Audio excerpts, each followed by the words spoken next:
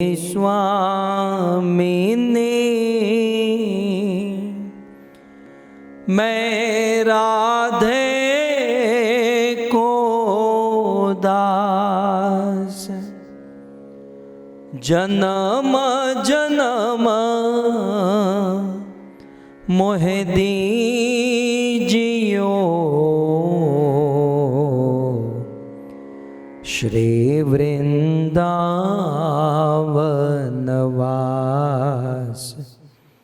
श्री वृंदावनवास।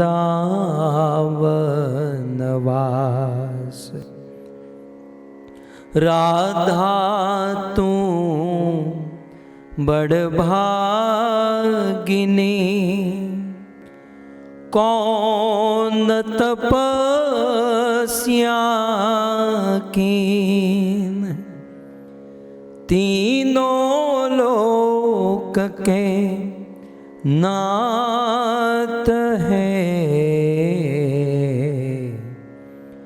सो तेरो अधीन सो तेरो अधीन। जय राधा माधव कुंज बिहारी जय गाइए जय राधा माधव कुंज बिहारी।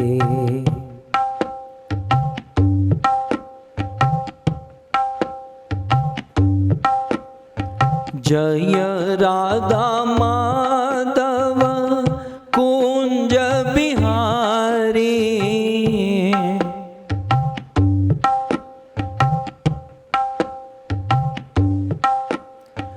जय राधा माधव कुंज बिहारी।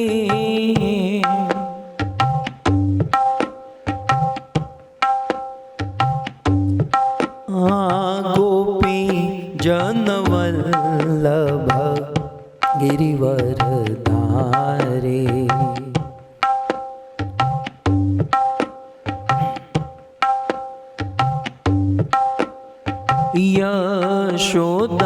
यशोदानंदन ब्रज जनरंजन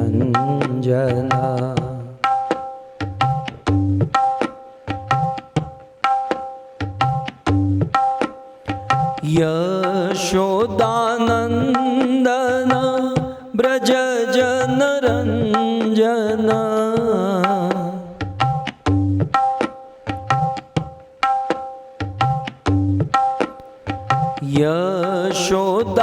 यशोदानंदन ब्रज जनरंजन।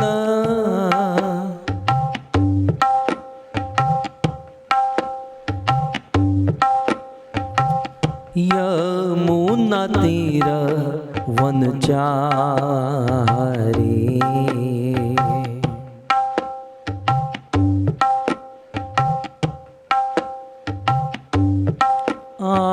जय राधा माधव कुंज बिहारी।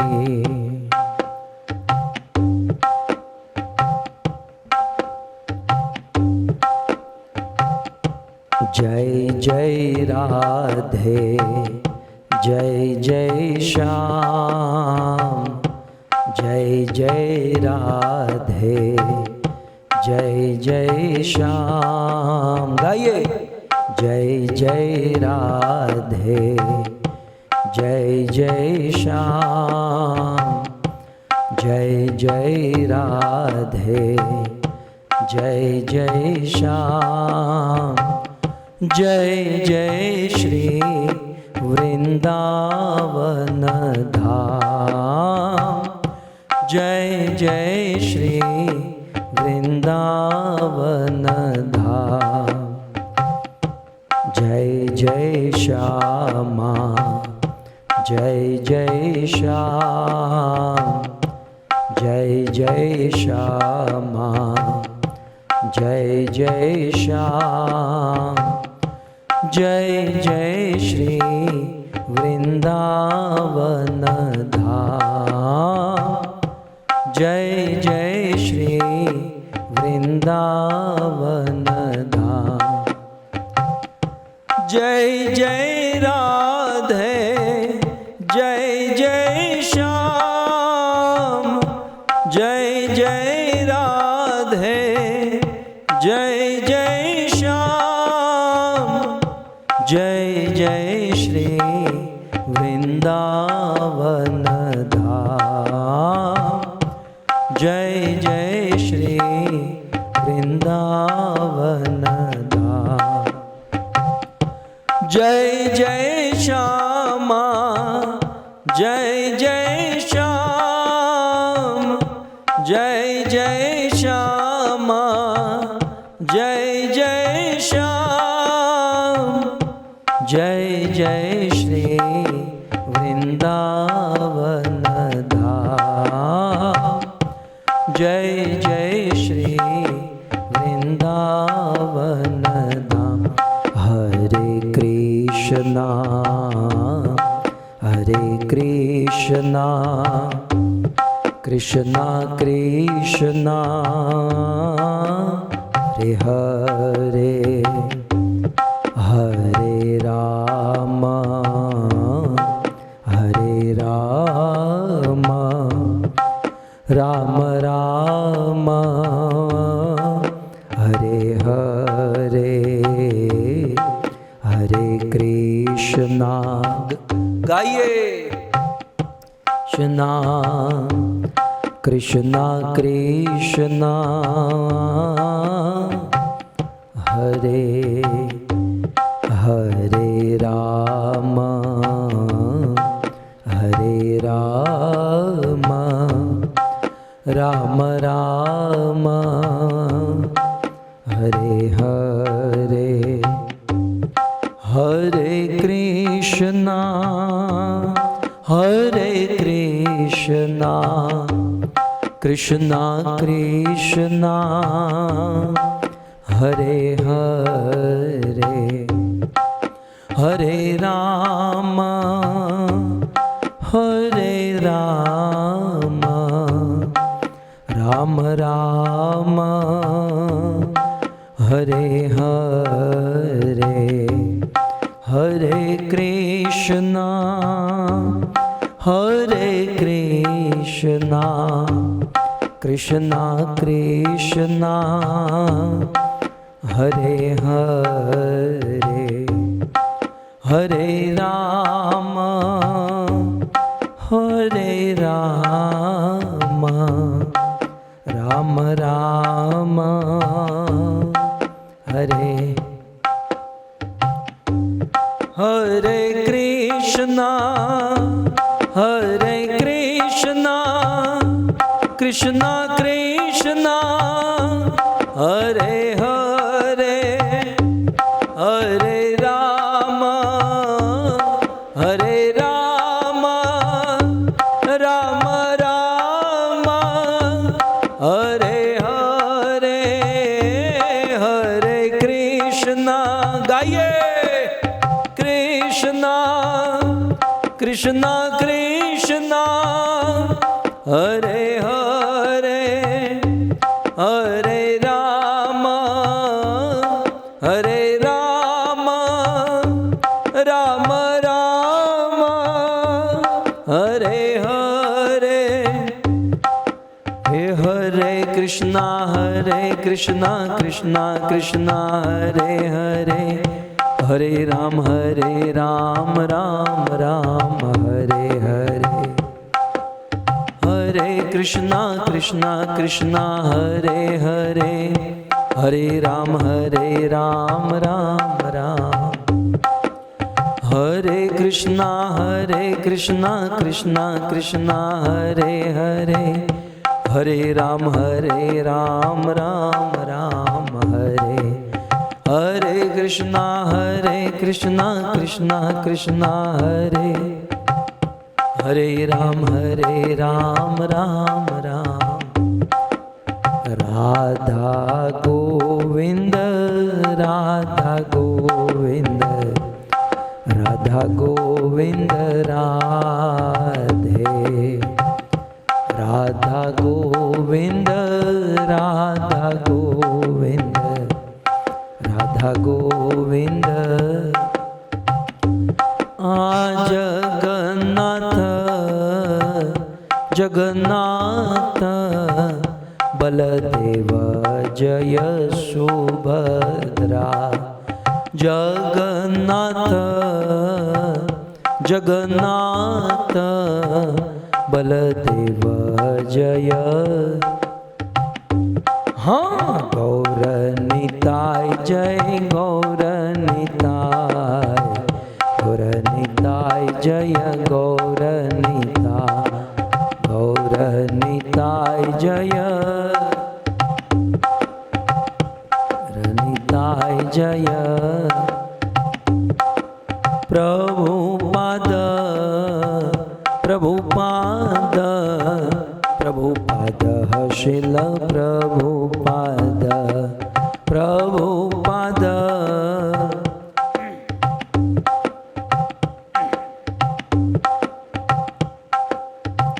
जय जय प्रभुपाद प्रभुपाद प्रभुपाद प्रभुपाद, जय जय प्रभुपाद प्रभुपाद।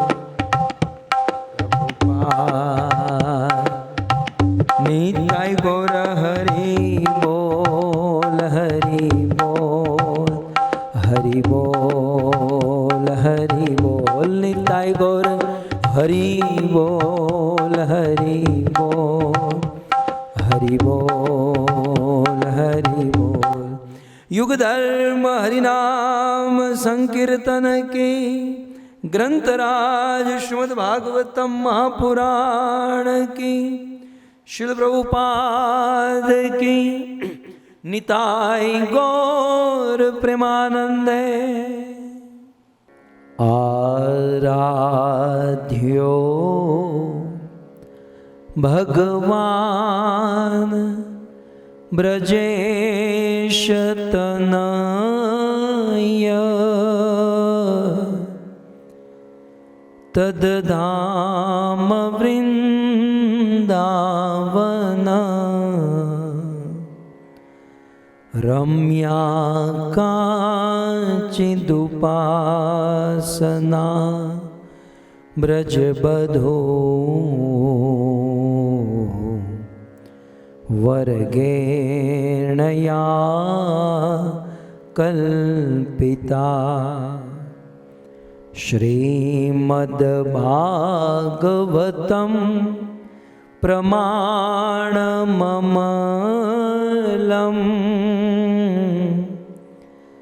प्रेमापुमर्तो महान्। श्री चैतन्य महाप्रभु मतमिदं तत्रादरो नः पर। वंशी विभूषितकरा नवनीरदाभा,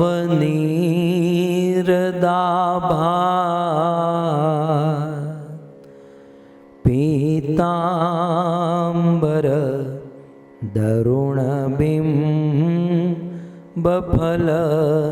दरोष्ठा, पूर्णेन्दुसुन्दरमुखात् अरविन्दनेत्रा,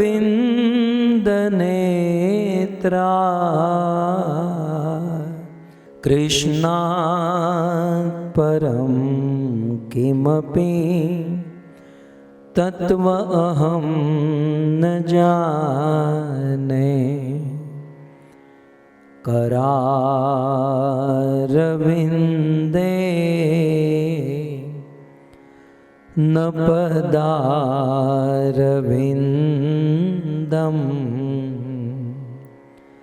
मुखारविन्दे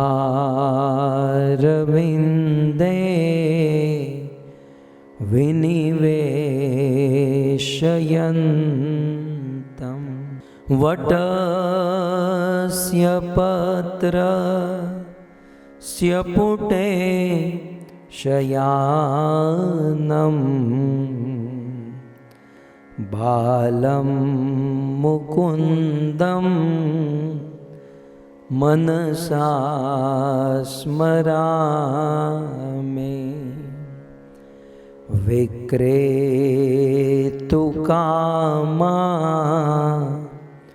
खिलगोपकन्या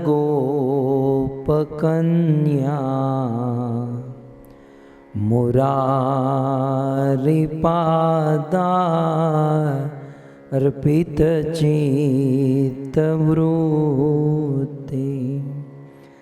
दद्यादिकं मोहवशाद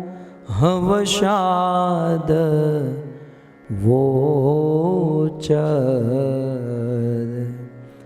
गोविन्द दामोदर माधवेति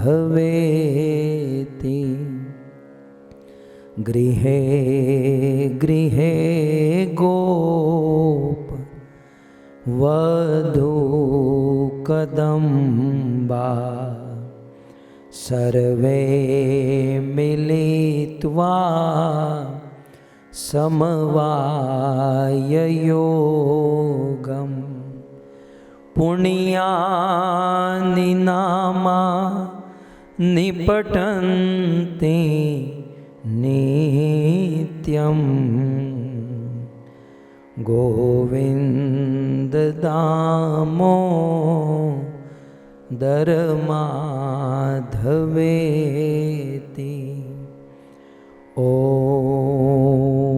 नमो भगवते वासुदेवाय ॐ नमो भगवते वासुदेवाय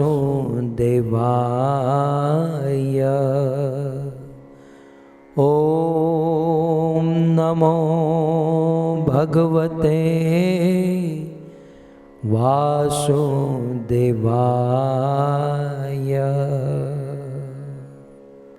जय जय श्री राधा रमण जय जय नवल किशोर जय गोपी चित्तचोर प्रभु जय गोपी चित्तचोर प्रभु जय जय माखन चोर जय जय माखन चोर। श्री कृष्णचंद्र भगवान की, जगत गुरु शील प्रभुपाद की। हरे कृष्णा कृष्णा कृष्णा हरे। उपस्थित भगवत कथा अनुरागी पधारे हुए भक्त वृंद, इस सभा को परम सुशोभित करने वाले अंतर्राष्ट्रीय कृष्ण भावनामृत संघ इस्कॉन के वरिष्ठ भक्तगण, दूर दूर से देश विदेश से फेसबुक यूट्यूब आदि के माध्यम से बड़ी भारी मात्रा में इस कथा का श्रवण करने वाले समस्त श्रोतागण एवं अपने पूर्वज पितरों का उद्धार करने हेतु साथ ही साथ भगवत प्रेम कृष्ण प्रेम प्राप्त करने हेतु ये सुंदर भागवत कथा का आयोजन करने वाले हमारे रवजी भाई और शांता माता जी की 3 सुपुत्री और 2 सुपुत्र। ये थोड़ा सा अलग सा आयोजन है। हमारे न्यूयॉर्क निवासी, अमेरिका में न्यूयॉर्क में रहने वाले भावना माता जी और रसिक भाई, यूके में सुरेश भाई और मंजुला माता कुछ समय पहले जिनका देहांत हुआ, और न्यू जर्सी से कोकिला माता जी और चंद्रकांत भाई, और रवजी भाई शांताबेन के 2 सुपुत्र शिकागो में रहने वाले रमेश भाई, और कनेक्टिकट में रहने वाले विपिन भाई के साथ हमारी शांता माता रहती हैं, और रवजी भाई का देहांत हुआ है। तो इन सभी भक्तों ने मिलकर यह सुंदर भागवत कथा का आयोजन किया है। आइए श्रीमद् भागवत कथा के इस प्रथम दिवस में पुनः एक बार आप सब का स्वागत एवं आप सब के चरणों में लाल गोविंद दास का प्रणाम। परम सौभाग्य है और बड़े आनंद की बात है कि श्रावण महीना शुरू हो चुका है। जैसे श्रावण महीने में इंद्र देवता प्रसन्न होते हैं और मूसलाधार बारिश होती है, हमारे देश में तो गाया जाता है कि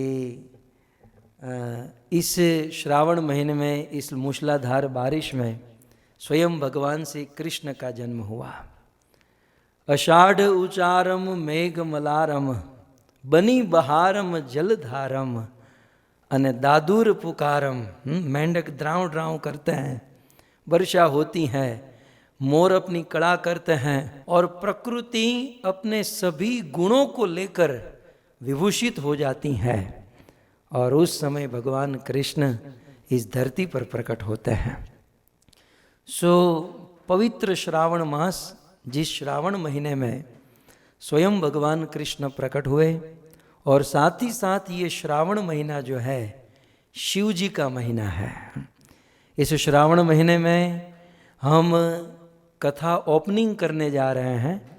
पिछली कथा विराम हुई कुछ समय पहले, लेकिन अब इस कथा का प्रारंभ है श्रावण मास में। तो हम कथा के सब्जेक्ट, विषय वस्तु की ओर आगे बढ़े उसके पहले श्रावण महीने की थोड़ी सी महिमा हम जान लेंगे। भक्तों, श्रावण महीने में करने लायक कार्य यदि कोई है तो वो एक ही है, और वो है श्रवण। श्रावण महीने में सबसे अधिक काम यदि कुछ करना है तो वो श्रवण करना है, भगवत कथा का श्रवण।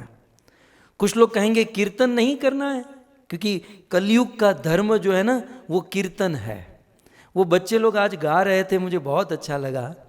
मैं निवेदन करूँगा इन बच्चों को कि रोज आप आइएगा और इस प्रकार से कीर्तन करवाइएगा।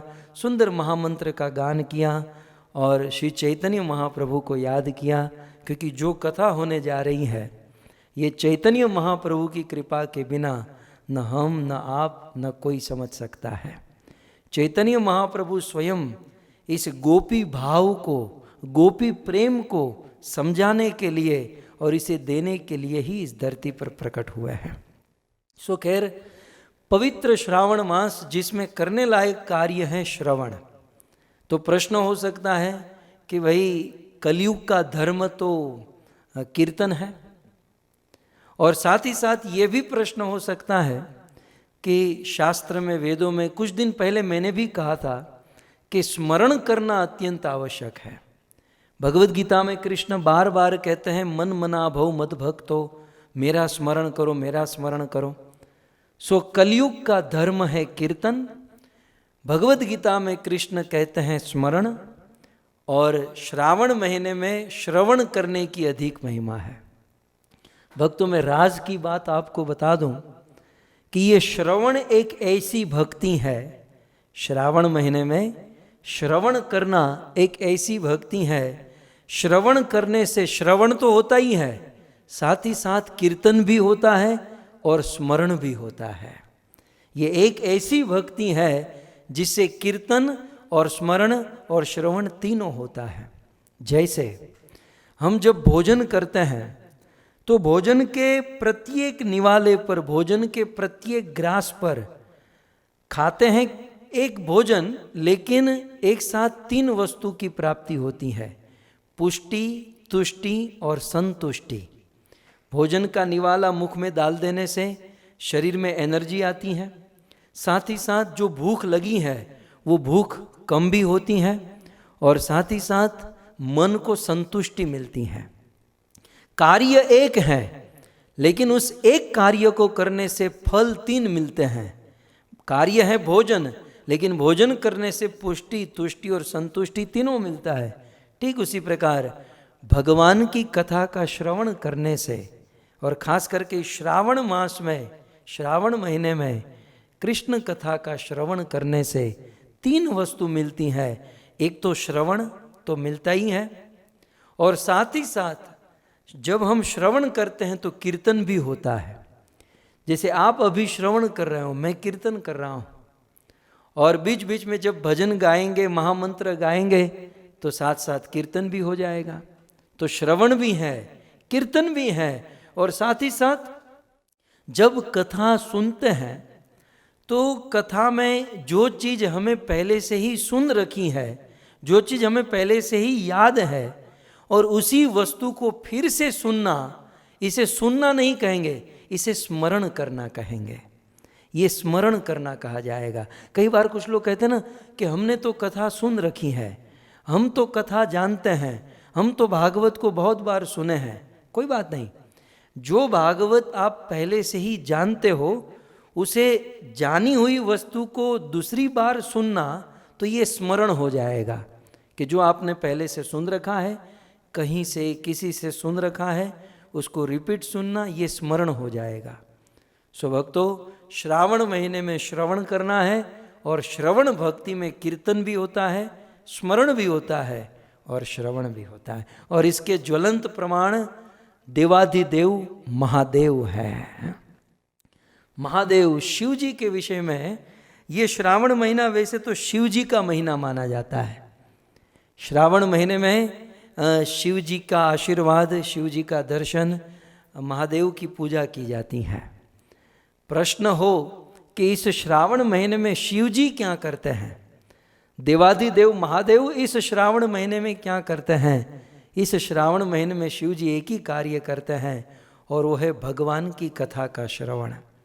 क्योंकि निम्न गानाम यथा गंगा देवानाम अच्युतो यथा, कहते हैं भारत में अनेकों नदियां बहती हैं, उन अनेकों नदियों में सबसे उत्तम गंगा है। हमारे विश्व में, ब्रह्मांड में 33 करोड़ देवी देवता है, लेकिन सभी देवी देवताओं में श्रेष्ठ भगवान विष्णु है। वैसे 18 पुराण हैं, लेकिन इन 18 पुराणों में, इन सभी पुराणों में सबसे उत्तम भागवत है। तो नदियों में श्रेष्ठ गंगा, देवताओं में श्रेष्ठ भगवान विष्णु, और पुराणों में श्रेष्ठ भागवत। यदि प्रश्न हो कि दुनिया में लाखों करोड़ों वैष्णव हैं, लेकिन सभी वैष्णवों में श्रेष्ठ, सभी वैष्णवों में शिरमोर मुकुटमणि यदि कोई है, तो वो है देवाधिदेव महादेव। और इसलिए कहा गया वैष्णवानाम यथा शंभु, वैष्णवों में सबसे उत्तम है शंभु, देवाधिदेव महादेव। सो शिव जी वैष्णव है। शिव जी राम और कृष्ण के बड़े भगत है। क्योंकि श्रावण महीना चल रहा है और श्रावण महीने में कथा हो रही है, तो कुछ पल शिव जी का स्मरण करके हम कथा की ओर आगे बढ़ेंगे। भक्तों, शिव जी के विषय में कहें तो शिव जी रात दिन, ये बात पार्वती कहती हैं रामायण में कि तुम पुनि दिन रात, कहते हैं शिव जी, हे देवाधिदेव महादेव, आप दिन और रात भगवान कृष्ण की कथा सुनते रहते हैं और कृष्ण के रस में सराबोर डूबे रहते हैं। तो ये है शिव जी। जब भी भगवान श्री कृष्ण का जन्म होता है, इसके बाद वाली जो कथा है कृष्ण जन्म कथा है, और जन्माष्टमी में ये सारा उत्सव होगा। लेकिन जब जब कृष्ण का जन्म हुआ तो शिव जी आते हैं और कृष्ण का दर्शन करते हैं। अंग भभूति गले मुंड माला शेष नाग लिपटायो, अपने शरीर पर भभूति लगाकर, गले में मुंड माला डालकर, शेष नाग पहनकर शिवजी कृष्ण का दर्शन करने के लिए आते हैं। और मैया यशोदा डर जाती हैं और माँ यशोदा अपने कृष्ण का दर्शन नहीं कराती हैं। यशोदा कहती है कि जो चाहिए वो ले लो, मैं तुम्हें धन दूंगी, संपत्ति दूंगी, आपको जो चाहिए ले लो। तब शिवजी कहते हैं, ना चाहिए तेरी दौलत दुनिया, ना चाहिए मुझे माया। यशोदा, मुझे दौलत दुनिया, मुझे धन संपत्ति नहीं, मुझे तो एक ही चीज चाहिए, तेरे लाला का दर्शन करा दो, मैं दर्शन को आया। तेरे लाला का दर्शन करना चाहता हूं, क्योंकि कैलाश से उतरकर एकमात्र तेरे लाला का दर्शन करने के लिए आया हूं। शिव जी भगवान श्री कृष्ण के परम शुद्ध, परम शिरमौर भक्त है। और ऐसे शिव जी का श्रावण मास, शिव जी के विषय में बहुत सारी बातें हैं, लेकिन भक्तों, जो कथा हम सुनने जा रहे हैं, इस कथा के उपलक्ष्य में भगवान श्री कृष्ण ने गोपियों के साथ रास लीला की थी। और जिस समय हमारे ब्रज में, वृंदावन में भगवान श्री कृष्ण की ये रास लीला हो रही थी, उस समय सारी गोपियाँ अपना सब कुछ छोड़कर उस रास में जाने लगीं। कैलाश से पार्वती भी उतरी, पार्वती भी तैयार होकर कृष्ण की रास लीला में जाने के लिए निकल पड़ी। तब मानो शिवजी कुछ अपना ध्यान भजन साधन करके घर पर वापस लौट रहे थे और पार्वती तैयार होकर जा रही थी। पार्वती ने शिवजी से कहा, देखो पतिदेव, मैंने भोजन बना कर रखा है, माइक्रो में गर्म करके खा लेना, क्योंकि मैं रात को देरी से आऊँगी और हो सकता है सुबह भी हो जाए। शिवजी ने कहा, रुको रुको रुको रुको, रात भर तुम बाहर रहोगी, तुम कहाँ जा रही हो? पार्वती ने कहा, देरी लेट हो रहा है, तुम मुझे जाने दो। बोले, नहीं, मुझे बताकर तो जाओ कहाँ जा रही हो। तब पार्वती को कहना पड़ा, पतिदेव, शरद पूर्णिमा का दिन है, ऊपर चंद्रमा प्रकट हो चुका है, शरद पूर्णिमा की रात्रि आ चुकी है और कृष्ण ने सबको बुलाया है और मैं उस रास लीला में जा रही हूँ। रास का नाम सुना, महादेव पार्वती के हाथ को पकड़ लिए। पार्वती, इतनी बड़ी बात मुझसे छुपा रही हो? इतने बड़े रास में जा रही हो और अकेली जाओगी, मुझे लेकर नहीं जाओगी? तो पार्वती ने कहा कि पतिदेव, आपका वहाँ काम नहीं है, आपका वहाँ काम नहीं है। हमारे देश में एक बहुत अच्छे भक्त हुए परमेश्वर दास, उन्होंने बहुत सुंदर इस पर भजन लिखा। भजन के कुछ बोल गाकर इस लीला को हम सुनेंगे। एक बार श्री भोले भंडारी बनकर ब्रिज किनारी गोकुल में आ गए, गोकुल में आ गए। जब शिवजी ने कहा मुझे लेकर जाओ, तो पार्वती कहती है, ओ मेरे भोले स्वामी, कैसे ले जाऊं मेरे संग में, ओ मेरे भोले स्वामी, कैसे ले जाऊं मेरे संग में, क्योंकि श्याम के सिवा वहाँ पुरुष न आए उस रास में, श्याम के सिवा वहाँ पुरुष न आए उस रास में। हंसी करेगी ब्रज की नारी, मानो बात हमारी, गोकुल में आ गए, गोकुल में आ गए। ये कहते हैं, पार्वती कहती हैं कि देखो, ये जो ब्रज में रास लीला हो रही है, पतिदेव भोलेनाथ आप बिल्कुल भोले हो। रास लीला में केवल एक ही पुरुष होता है और वो है कृष्ण, और बाकी सब गोपियाँ होती हैं, बाकी सब स्त्री होती हैं, और आप ये अंग विभूति गले मुंड माला शेष नाग लिपटायो ये मृग चर्म पहन कर आओगे तो सारी गोपियाँ डर के मारे भाग जाएगी, और वहाँ आपका कुछ काम नहीं है महाराज। पार्वती ने बार बार मना किया कि पतिदेव वहाँ आपका कोई काम नहीं, वहाँ केवल स्त्री आ जाती है। इस दुनिया में भी कई ऐसे फंक्शन होते हैं जहाँ पुरुष को अलाउड नहीं होता, केवल स्त्री को अलाउ होता है। और रास लीला ऐसा प्रसंग है, ये ऐसी लीला है वहाँ केवल स्त्री या स्त्री भाव वालों को ही अलाउ है। तो पार्वती ने बहुत समझाया, बहुत समझाने के बाद भी शिव जी ने हाथ नहीं छोड़ा। शिव जी ने कहा पार्वती मुझे एक प्लान आ रहा है, मेरे मन में एक प्लान है। बोले क्या प्लान है? शिव जी कहते हैं, ध्यान से सुनिएगा, ऐसा बना दे मुझे ये कोई ना समझे इस राज को। शिव जी कहते हैं पार्वती एक काम करो, मुझे स्त्री बना दो, मुझे गोपी बना दो, और ऐसे मुझे सजा दो, ऐसा मेकअप कर दो कि कोई इस राज को समझ न पाए।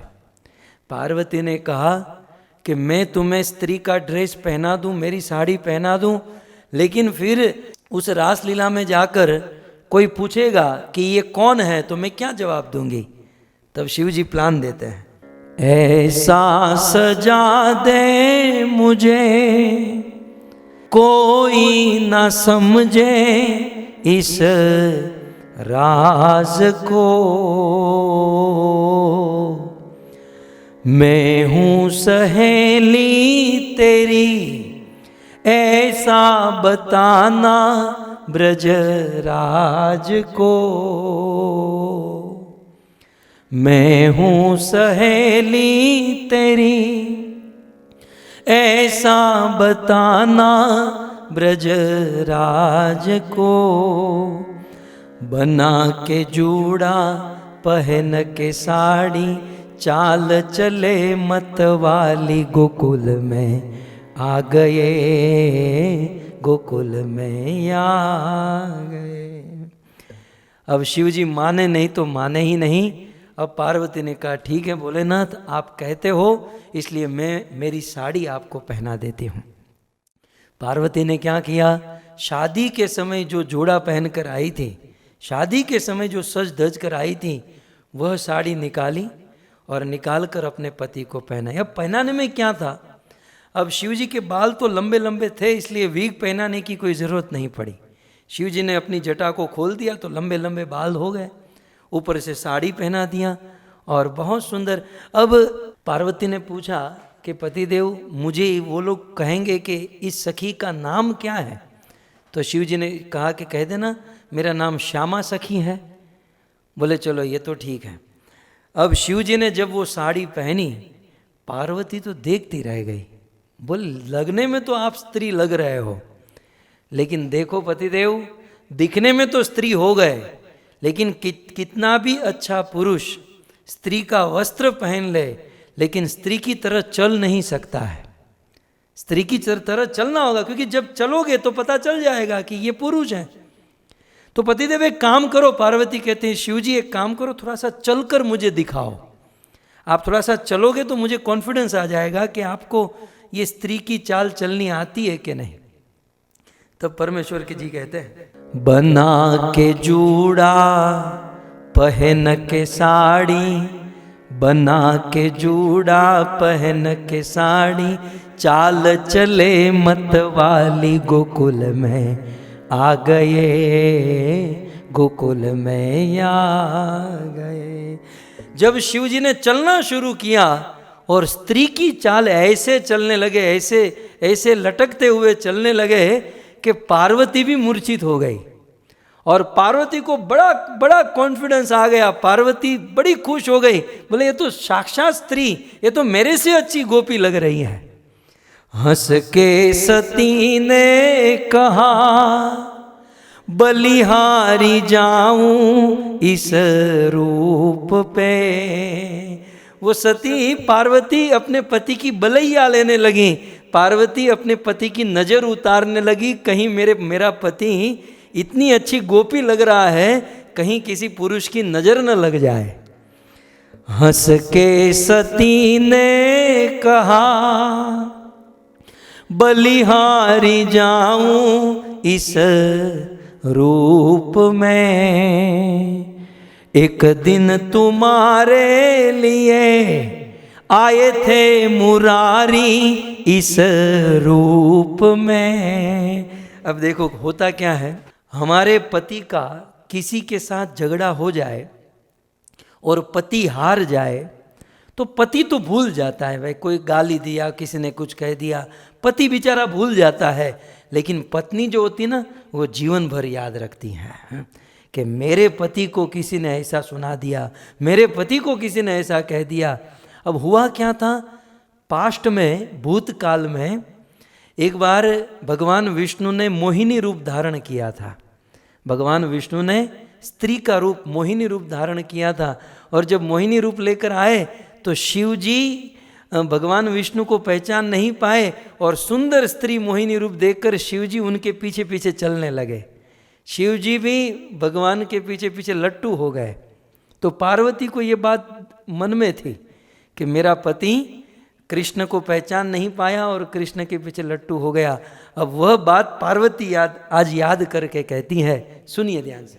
हंस के सती ने कहा, हे बलिहारी जाऊं इस रूप पे, एक दिन तुम्हारे लिए आए थे मुरारी इस रूप में, मोहिनी रूप बनाया मुरारी, पहले मोहिनी रूप बनाया मुरारी, अब है ऊन की बारी, गोकुल में आ गए, गोकुल में आ। उस दिन तो आप मोहिनी के पीछे लट्टू हो गए, लेकिन पार्वती को आज कॉन्फिडेंस हो गया कि मुझे पूर्ण विश्वास है कि आज कृष्ण आपको नहीं पहचान पाएंगे और कृष्ण आपके पीछे लट्टू हो जाएंगे। तो इस प्रकार से पार्वती अपने पति शिव जी को गोपी का रूप बनाकर, गोपी ड्रेस पहनाकर, गोपी भाव बनाकर पार्वती शिव जी को लेकर ब्रज वृंदावन में आई और वृंदावन में बहुत सुंदर रास चला है। 33 करोड़ गोपियाँ सखियाँ आई है और उसमें पार्वती शिव जी को लेकर रास लीला में प्रवेश करने लगी। और उस समय कुछ सखियों ने पूछा, ये कौन? बोली, ये मेरी श्यामा सखी हैं। और जैसे तैसे रास में एंट्री हो गई और रास प्रारंभ हुआ, रास लीला प्रारंभ हुई। हे मारो वन रावण छे रूणो, वैकुंठ नहीं रे आऊं, ए नहीं आऊं हो नंद जी ना लाल रे, वैकुंठ नहीं रे आऊं, मारू रूडू छे वन रावण, वैकुंठ नहीं रे आऊं। तो भक्तों, रास लीला प्रारंभ हुई। अब रास में क्या हुआ, सुनिए ध्यान से। रास में क्या हुआ, रास में 3 स्टेप होते हैं। आप लोग भी जब कीर्तन करते ना, पहले कीर्तन का टेम्पो बहुत स्लो होता है, फिर धीरे धीरे स्पीड पकड़ती है, स्पीड जमती है, फिर वो टेम्पो थोड़ा हाई होता है और फिर लास्ट स्टेप होता है। आप कभी गरबा किए होंगे, आपको आइडिया होगा, पहले धीरे धीरे शुरू होता है। तो धीरे धीरे में तो कोई प्रॉब्लम नहीं हुआ। जब टेम्पो पूरा बढ़ने लगा, जब टेम्पो बहुत बढ़ा, सेकंड स्टेप आया, तो उसमें भी ज़्यादा प्रॉब्लम नहीं हुई। ये श्यामा सखी शिव जी ने बड़े प्रेम से, बड़े भाव से उस गरबा में कीर्तन कर लिया। लेकिन जब लास्ट स्टेप आया, जब टेम्पो पूरा बढ़ गया और रास लीला जब जमने लगी, जब सब लोग कूद कर नाचते हुए गाने लगे,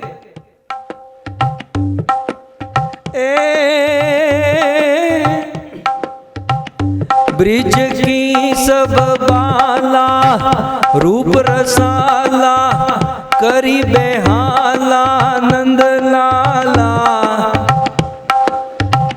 ब्रिज की सब बाला रूप रसाला,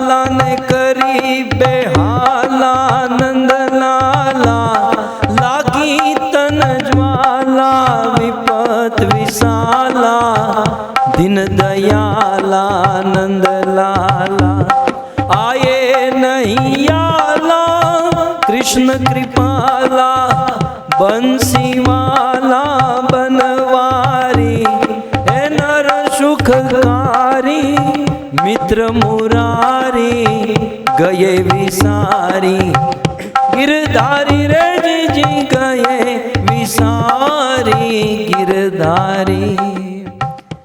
जब इस प्रकार से पहला स्टेप, दूसरा स्टेप और तीसरे स्टेप में जब सब लोग तेज गति से घूमने लगे, तब धीरे धीरे धीरे शिव जी अपने रूप में प्रकट होने लगे।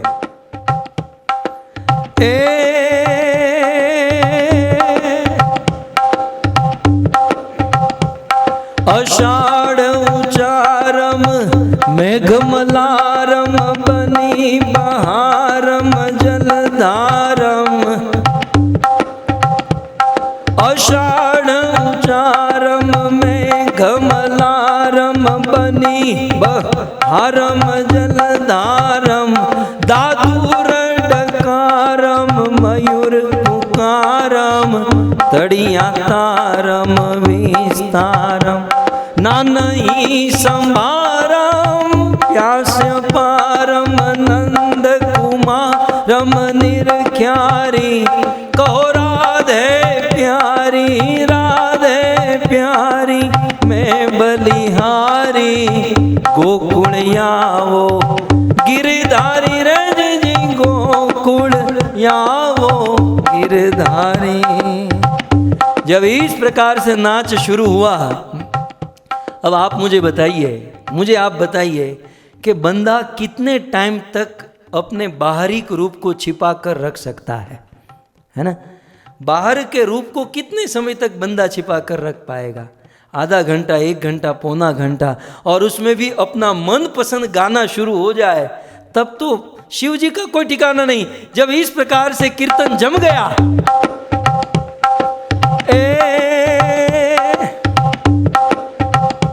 कर सर पर सधर यमर कर अनुसर कर परवर धर मेल करे, ए हरि हर सुर यवर यपर यतियन कर, नटवर मन हर भैर बने, ए मन हर मटक लटक, ताट निकट मुकट शिर सवर में, गण रण पट फरड़ फरड़ पद गूंगर, रंग भर सुंदर श्याम रमे रे जी रंग भर सुंदर श्याम रमे। जब इस प्रकार से उस रास में अंतिम पड़ाव चल रहा था, और उस अंतिम पड़ाव में तेज गति से सब लोग नाचने लगे, और उस समय शिव जी को अपना तांडव याद आ गया। शिव जी अब रास गरबा बंद और अपना तांडव नृत्य शुरू कर दिए। अपना त्रिशूल हाथ में, बाल बिखर गए, साड़ी सरक गई। डमक डमक दादुर दव डमकत बहकत मोर मलाल गिरा, ए तब पियू पियू शब्द पुकारत चातक, पियू पियू कोकिल कंठ गिरा, तब गड़ड़ गड़ड़ नभ होत कड़ाका, घणन गिरिवर शिखर ध्रुजे, गण रण पट भरड़ भरड़ पद गूंगर, रंग भर सुंदर श्याम रमे रज जी रंग भर।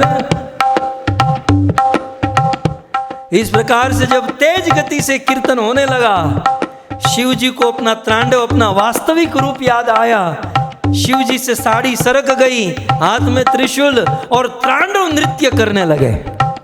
और उस समय परमानंद दास जी ने कह दिया कि सर से खिसक गई जब साड़ी, मुस्कुराए मुरारी गोकुल में आ गए, गोकुल में आ गए।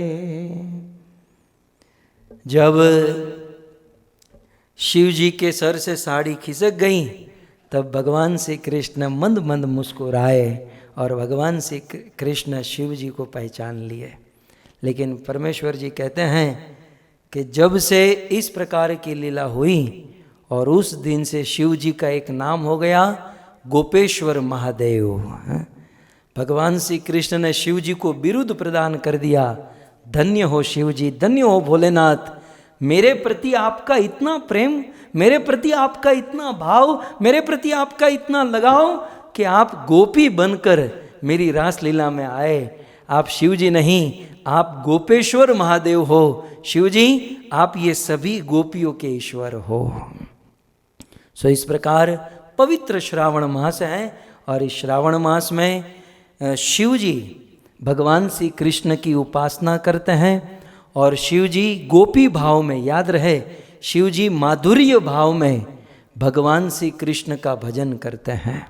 गोपी बनकर बड़ी प्रेम लीला, रास लीला शिव जी भगवान श्री कृष्ण के साथ करते हैं। तो ये श्रावण मास जिसमें शिव जी भगवान श्री कृष्ण से प्रेम करते हैं, तो हमें भी शिव जी का आशीर्वाद लेकर भगवान श्री कृष्ण से प्रेम करने का, भगवान श्री कृष्ण की यह प्रेममयी भगवत कथा श्रवण करने का सुंदर अवसर, ये सुंदर लाभ प्राप्त हुआ है।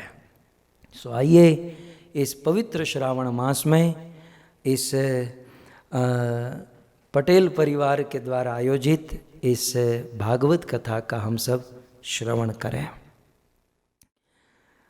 वैसे निवेदन किया गया है कि हम गोपी गीत सुनना चाहते हैं।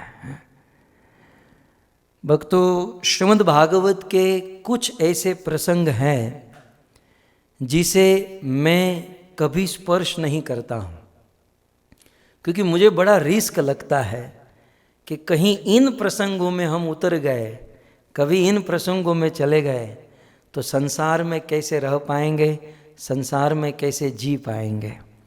इसलिए प्रायः मुझे बड़ा डर लगता है भागवत के कुछ प्रसंगों को, और कथा के प्रवाह में वे प्रसंग आ भी जाए तो संक्षिप्त में हम ऊपर ऊपर से उसे बोलकर आगे निकल जाते हैं। लेकिन भक्तों के द्वारा, खास करके हमारी भावना माता के द्वारा ये प्रेरणा हुई है, भगवत प्रेरणा, कि हम गोपी गीत सुनना चाहते हैं। वैसे 3 गोपी तो यहाँ पर जिसके द्वारा आयोजन हुआ है वो तो है ही, और इस गोपी गीत का श्रवण करने की तीव्र लालसा, तीव्र इच्छा है। भक्तों, गोपी गीत के इस प्रसंग में मैं सनातन गोस्वामी के वचन कहना चाहूँगा। सनातन गोस्वामी श्रीमद् भागवत के ऊपर एक बहुत सुंदर टीका लिखे, कमेंट्री, और उस टीका का नाम उन्होंने दिया बृहद वैष्णव तोषिणी। बृहद, बहुत बड़ी टीका लिखे सनातन गोस्वामी। सो बृहद वैष्णव तोषिणी में जब भागवत टीका लिखते लिखते इस गोपी गीत के प्रसंग पर सनातन गोस्वामी पहुँचे, तब उन्होंने 2 श्लोक लिखे। सनातन गोस्वामी ने अपना भाव व्यक्त किया, उसी भाव से मैं यह प्रसंग प्रारंभ करूंगा।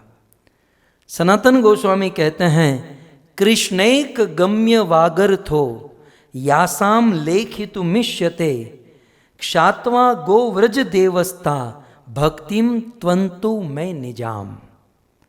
सनातन गोस्वामी, संस्कृत सरल है, ये टीका में उन्होंने बृहद वैष्णव तोषिणी में लिखा है।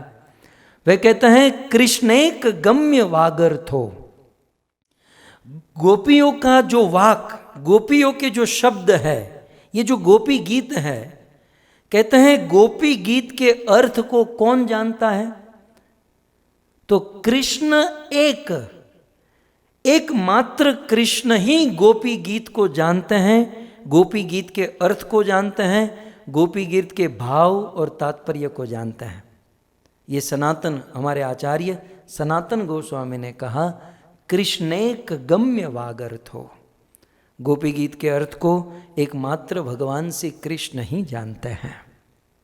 भक्तों, ये गोपी गीत कोई गीत नहीं, याद रखिए, ये गोपी गीत एक विज्ञान है, ये गोपी गीत गोपियों के भाव शब्द के रूप में प्रकट हुए हैं। मैं आपको एक एग्जाम्पल दूं।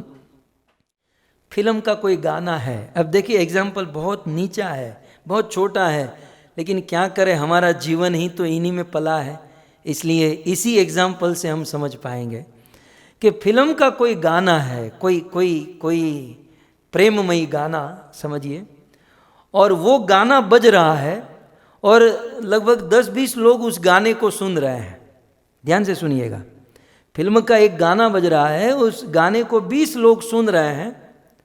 20 लोग गाना तो एक ही सुन रहे हैं, लेकिन गाने सुनते समय उनके मन में जो स्मरण होगा वो 20 लोगों का स्मरण अलग अलग होगा। सब लोग अपनी अपनी स्मृति, अपनी अपनी परिस्थिति, अपनी अपनी प्रेमिका, अपने अपने प्रेमी को याद करेंगे। गाना एक है, लेकिन 20 लोगों ने वह गाना सुना तो 20 का भाव अलग है। एक होता है गाना और उस गीत के साथ साथ होती है उसका भाव, उसकी स्मृति। तो गोपियों ने ये गीत गाया, सुखदेव जी की कृपा से वह श्लोक तो हमारे पास आ गए, लेकिन इस श्लोक के अर्थ, इसके पीछे भाव क्या है, सनातन गोस्वामी कहते हैं कृष्णैक गम्य वागर्थो। गोपी के वाक का अर्थ, गोपी गीत का अर्थ कृष्ण एक गम्य, एकमात्र कृष्ण ही जानते हैं। भक्तों, जब आप गोपी गीत का अभ्यास करोगे तो भगवत कृपा से, गुरु कृपा से हमने थोड़ा बहुत किया है, तब आप समझोगे कि ये गोपी गीत जो है, प्रत्येक श्लोक, 19 श्लोक है इस गोपी गीत में, प्रत्येक श्लोक में या प्रत्येक शब्द के, प्रत्येक वाक्य के 2 अर्थ है। एक है उपेक्षामय अर्थ, दूसरा है अपेक्षामय अर्थ। मैं आपको ये बताने का प्रयास कर रहा हूं, सनातन गोस्वामी ने जो कहा कृष्णैक गम्य वागर्थो, ये कैसे हैं, तो सुनिए। एक तो ये गोपी गीत है, ऊपर से 19 श्लोक है। 19 श्लोक में प्रत्येक श्लोक या प्रत्येक शब्द के 2 अर्थ बनते हैं और दोनों परस्पर विरुद्ध अर्थ बनते हैं, एक अपेक्षामयी, एक उपेक्षामयी। अब आप कहोगे ये अपेक्षामयी उपेक्षामयी क्या है? अपेक्षामयी माने हमें कृष्ण की अपेक्षा है, हमें कृष्ण चाहिए, कृष्ण हमारे, कैसे भी करके कृष्ण। और उपेक्षा माने कृष्ण को निगलेक्ट, कृष्ण को उपेक्षा, जो गोपियाँ ही कर सकती हैं। मैं एक एग्जाम्पल दूं, आगे हम सुनेंगे, प्रयास करेंगे। जैसे गोपी गीत का एक प्रसिद्ध श्लोक है, तव कथामृतम तप्त जीवनम कविभिरीडितम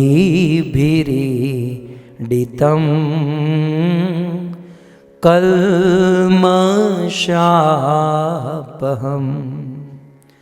श्रवणमंगलम श्रीमदाततम भुवि गृह्णन्ति ते भूरिदा जना। यह गोपी गीत का प्रसिद्ध श्लोक है। इस श्लोक में सबसे पहली लाइन, 1-2 शब्द मैं आपको बताता हूँ, अपेक्षामयी और उपेक्षामयी किसे कहते हैं। जैसे ये श्लोक है, इसका अपेक्षामयी अर्थ ये होगा, तव कथा अमृतम। हे कृष्ण, हे प्राण प्रिय कृष्ण, तव कथा, तव माने आपकी ये जो कथा है, अमृतम, अमृत के समान है कृष्ण।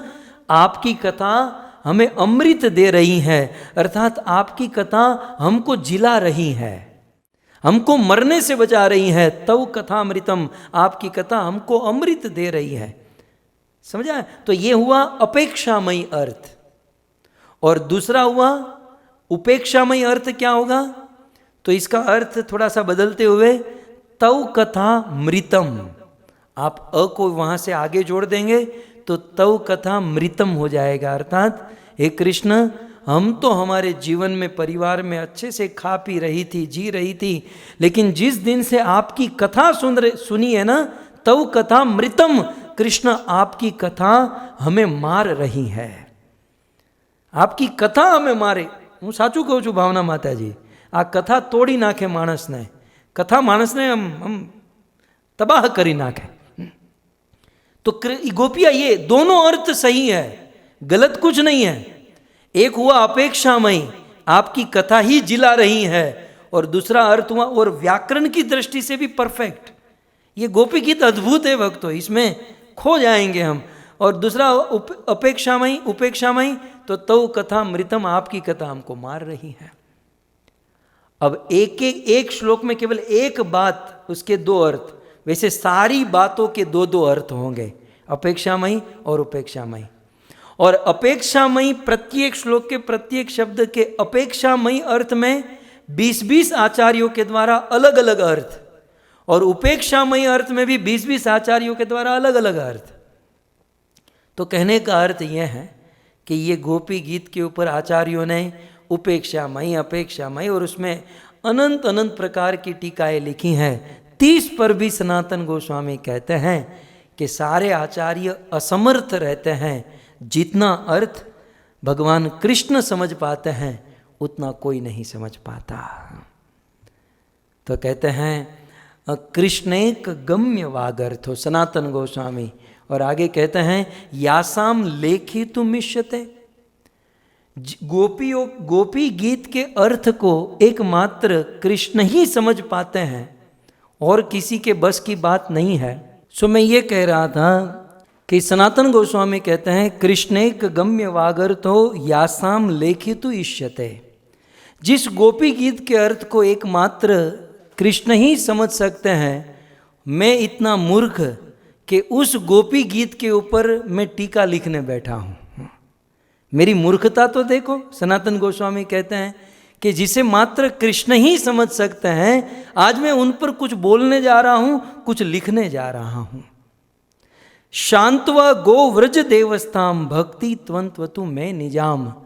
सनातन गोस्वामी बड़े गदगद स्वर से कहते हैं कि प्रभु प्रभु, मैं एक बहुत बड़ा अपराध करने जा रहा हूं, आप मुझे क्षमा कर दीजिएगा। किसी ने सनातन गोस्वामी से पूछा कि गोपी गीत के अर्थ को केवल कृष्ण ही जानते हैं, कृष्ण के बाद कौन जानता है? तो दूसरे श्लोक में सनातन गोस्वामी कहते हैं व्रज देव्या भक्तिम त्वंतु, कहते हैं कृष्ण के बाद गोपी गीत के अर्थ को ब्रज की गोपियां जानती हैं, और गोपी गीत के बाद इसके अर्थ को कौन जानता है? सनातन गोस्वामी कहते हैं पीत श्री गोपी का गीत। इस गोपी गीत को यदि किसी ने पिया है गोपियों के बाद, पीत श्री गोपी का गीत सुधा सार रस श्रियाम, गोपी गीत रूपी सुधा, सुधा माने अमृत, गोपी गीत के इस अमृत को, इस अमृत रूपी रस को यदि किसी ने पिया है तो कहते हैं श्रीधर स्वामी नाम कश्चित। एक तो कृष्ण ने पिया, गोपियों ने पिया, गोपियों के बाद यदि किसी ने इस रस को पिया तो श्रीधर स्वामी ना कश्चित, श्रीधर स्वामी ने कुछ कुछ पिया है। भक्तों श्रीधर श्रीधर है। श्रीधर स्वामी के विषय में स्वयं चैतन्य महाप्रभु कहते थे कि श्रीधर स्वामी की टीका, अब इनकी टीका का नाम है भावार्थ दीपिका। भावार्थ दीपिका को पढ़े बिना भागवत नहीं समझा जा सकता। तो इस गोपी गीत के भाव, प्रेम, अमृत भरे रस को कुछ हद तक पिया किसने? श्रीधर स्वामी ना कश्चित, कश्चित वो भी कुछ कुछ, पूरा पूरा तो केवल कृष्ण और गोपियां ही पी पाए, श्रीधर स्वामी ने कुछ कुछ पिया है। श्रीधर स्वामी के विषय में स्वयं भगवान ने कहा अहम वेति शुको वेति राजा वेति न वेति वा। भगवान कहते हैं कि भागवत को मैं जानता हूं या सुखदेव जानते हैं, परीक्षित जानते ही या नहीं इसका कह नहीं सकता। अहम वेति शुको वेति राजा वेति न वेति वा श्रीधरम सकलम वेति। श्रीधर स्वामी सकलम सब कुछ जानते हैं। क्यों? क्योंकि नरसिंह देव प्रसाद येत, क्योंकि उन पर भगवान नरसिंह देव की कृपा है। श्रीधर स्वामी महाराज ने, श्रीधर स्वामी ये चैतन्य महाप्रभु के पहले हो चुके श्रीधर स्वामी, तो श्रीधर स्वामी ने भगवान नरसिंह देव की उपासना करके उनसे वरदान मांगा था भागवत को समझने का। नरसिंह भगवान का अर्थ ये हिरण्याकश्यप को फाड़ने वाले तो है ही, लेकिन नरसिंह भगवान का अर्थ भगवान कृष्ण भी है। रामायण में लिखा है कृपा सिंधु नर रूप हरि। हरि जो है, हरि माने नरसिंह, तो भगवान श्री कृष्ण को भी नरसिंह कहते हैं। तो भगवान कृष्ण की कृपा से श्रीधर स्वामी गोपी का गीत पीत श्री कश्चित कुछ कुछ गोपी गीत के मर्म को, अर्थ को जानते हैं। और श्रीधर स्वामी ने गोपी गीत को जो जो कुछ कुछ रसास्वादन किया है, तो उस रस आस्वादन करने के बाद कहते हैं उच्चिष्ट उपचीयते। सनातन गोस्वामी कहते हैं श्रीधर स्वामी ने जो रसास्वादन किया है उसका उच्चिष्ट, वो रस पी लेने के बाद उपचीयते, जो बचा हुआ है वही मैं अब भोजन करने जा रहा हूं। भक्तों, उच्चिष्ट अलग चीज होती है और उपचीयते माने मान लो कोई ग्लास में कोई रस है और वह रस पी लेने के बाद उस पात्र में जो चिपका हुआ है, जो बचा हुआ है, उसे निकाल कर खाना, इसे उपचीयते कहते हैं। तो श्रीधर स्वामी ने कुछ कुछ गोपी गीत का आस्वादन किया है और उसका जो उच्चिष्ट जो बर्तन में बचा है उसको उपचीयते, उसको कुछ मात्रा में मैं उसका आस्वादन रसास्वादन करने जा रहा हूँ।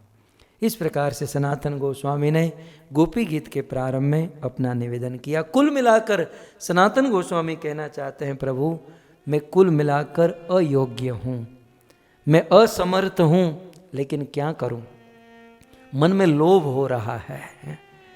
सनातन गोस्वामी कहते हैं अब मान लो कोई असमर्थ है तो कह सकता है ना, तो मत लिखो। यदि गोपी गीत लिखने में असमर्थ हो तो मत लिखो, मत बोलो। लेकिन सनातन गोस्वामी कहते हैं असमर्थ हूं, लेकिन क्या करूं, लोभ हो रहा है। लोभ हो रहा है कि आखिर अब नहीं तो कब। अब आज गोपी गीत के ऊपर कुछ नहीं लिखूंगा, कुछ नहीं बोलूंगा तो कब।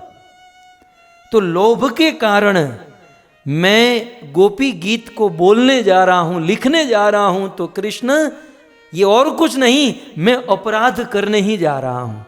आचार्यों की गरिमा देखिए भक्तों, कृष्ण में ये गोपी गीत लिखने नहीं जा रहा हूं, मैं अपराध करने जा रहा हूं, क्योंकि मेरे द्वारा गोपी गीत के विषय में कुछ बोलना, कुछ लिखना, ये तो वैसा ही है। सनातन गोस्वामी दृष्टांत देते हैं कि सोने का कोई नेकलेस हो, गोल्ड का, माताएं पहनती ना सोने का नेकलेस, कोई अच्छा गहना, मंगलसूत्र आदि हो, और उसमें से थोड़ा सा कोई डायमंड आगे पीछे हो गया, कोई डिजाइन थोड़ी सी ऐसे हो गई, और उस नेकलेस को ठीक कराने के लिए दुकान में लेकर जाए, तो सोने के उस सुंदर छोटे से नेकलेस को ठीक करने के लिए कोई कुदाल का इस्तेमाल करे। कुदाल जानते हैं? આપણે ગુજરાતીમાં કોદાળી કહેવાય, ભાવના માતા। तो कुदाल जिससे भूमि को खोदा जाता है, जिसे धरती को खोदा जाता है, तो सोने के अच्छे से नेकलेस को यूज करने के लिए कोई कुदाल से ठीक करे तो क्या वह नेकलेस ठीक होगा? क्या वह नेकलेस रिपेयर होगा कि वो बिगड़ेगा? सनातन गोस्वामी कहते हैं कि गोपी गीत के ऊपर मुझे टिप्पणी देना, कुछ बोलना, ये तो वैसा ही है कि सुंदर सोने के नेकलेस को कुदाल के द्वारा ठीक करना, अर्थात मेरे द्वारा गोपी गीत बिगड़ेगा और कुछ नहीं होने वाला है। मैं गोपी गीत के ऊपर कुछ बोलने जा रहा हूं तो गोपी गीत को बिगाड़ने जा रहा हूं और कुछ नहीं। क्योंकि भागवत के अन्य जो श्लोक होते हैं ना, उस श्लोक को समझाने का प्रयास किया जाता है कि भाई ये श्लोक के तात्पर्य, अर्थ, भावार्थ, लेकिन गोपी गीत को समझाने का अर्थ है गोपी गीत को बिगाड़ना। ये सनातन गोस्वामी भक्तों, सही बात तो ये है कि ये सनातन गोस्वामी का जो भाव है, ये उनकी नम्रता है, ये हमारे लिए लागू होता है। ये सारी बात जो है ना सनातन गोस्वामी को लागू नहीं होती, ये सारी बात हमें लागू होती है, हमारी स्थिति ऐसी है। सनातन गोस्वामी के विषय में यदि देखा जाए तो स्वयं चैतन्य महाप्रभु ने सनातन गोस्वामी को कहा था, सनातन तुम कोई साधारण व्यक्ति नहीं हो। महाप्रभु का वचन सनातन गोस्वामी के प्रति,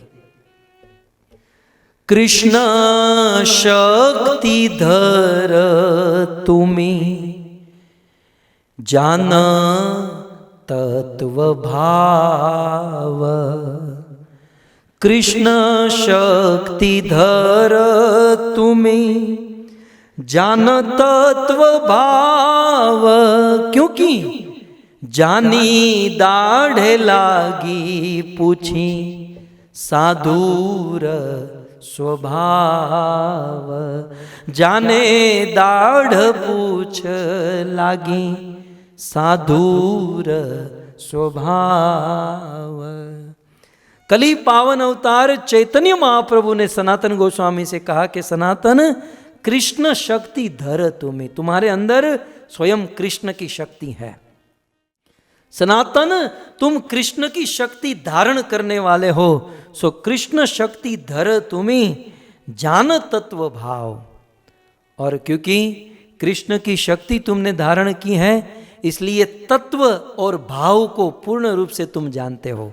ये महाप्रभु ने सर्टिफाइड किया था कि जान तत्व भाव, तत्व को भी जानते हो और भाव को भी जानते हो, और फिर भी ऐसी बात करते हो कि मैं असमर्थ हूँ, मैं मूर्ख हूँ, मैं अज्ञानी हूँ। तो चैतन्य महाप्रभु कहते हैं कि दाढ़े लागी पूछी जानी साधुरो स्वभाव।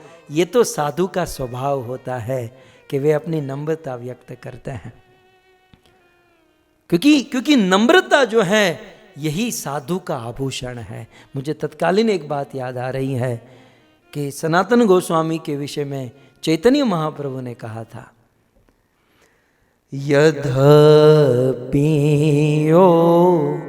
तुमी हवो जगत पावन, तो मा स्पर्शे पवित्र हई देव मुनि गणा। क्या कहते हैं? यद्यपि वो तुम ही हो जगत पावन, सनातन तुम तो पूरे जगत को पवित्र कर सकते हो। अरे ये छोड़ो, तोमा स्पर्शे, चैतन्य महाप्रभु कहते हैं सनातन तुम्हारा कोई स्पर्श कर ले, तुम्हें कोई टच कर ले, तो तुमको स्पर्श करने से देव मुनि गण, देवता और बड़े बड़े मुनि भी पवित्र हो सकते हैं। तथापि फिर भी चैतन्य महाप्रभु कहते हैं, तथापि भक्त स्वभाव मर्यादा रक्षण, तथापि भक्त स्वभाव मर्यादा रक्षण, क्योंकि मर्यादा पालन है साधुर भूषण, मर्यादा पालन है साधुर भूषण। सनातन तुम तो पूरे जगत को पवित्र कर सकते हो, तुम्हारे स्पर्श मात्र से त्रिभुवन पवित्र हो सकता है। फिर भी इतनी नम्रता तुम्हारे अंदर है, कारण कि मर्यादा और नम्रता जो है ना, वही साधुओं का आभूषण होता है। बड़े बड़े साधु संत कोई गहने या ऐसा कुछ नहीं पहनते, उनकी नम्रता ही उनका आभूषण माना गया चैतन्य महाप्रभु ने। ऐसे सनातन गोस्वामी गोपी गीत के प्रारंभ में अपनी असमर्थता, अपनी नम्रता व्यक्त कर रहे हैं। भक्तों, सनातन तो सनातन है। मैं अपनी बात करूं, दास यदि कुछ निवेदन करना चाहे तो मैं तो यही कहूँगा कि सनातन गोस्वामी ने जो कहा वो हमारे जैसे लोगों के लिए हैं कि गोपी गीत के अर्थ भाव को क्या समझ पाएंगे। और मैं तो यहाँ पर आज ये हमारा शीर्षक है गोपी गीत, तो भगवत प्रेरणा हुई है, भक्तों की प्रेरणा हुई है, तो मैं तो गाऊंगा, लेकिन गाने से पहले ही कह दूं, मैं तो गोपी गीत नहीं, मैं भागवत को नहीं, मैं मेरे गुरु को गाऊंगा। गोपी गीत गाना है ये हमारे बस की बात है? ये हमारू गजू कहवाय गोपी गीत हमें गाइए, ये हमारे गजे की बात नहीं है। हम तो हमारे गुरु को गाएंगे। और मैं तो अक्सर कहता हूँ, मैंने भागवत गाना शुरू किया ही कहाँ है, हम तो गुरु को गाते हैं, गुरु को गाते हैं। गुरुदेव के चरणों में बैठकर जो सीखा जो पढ़ा, हम उन्हीं को गाने का प्रयास।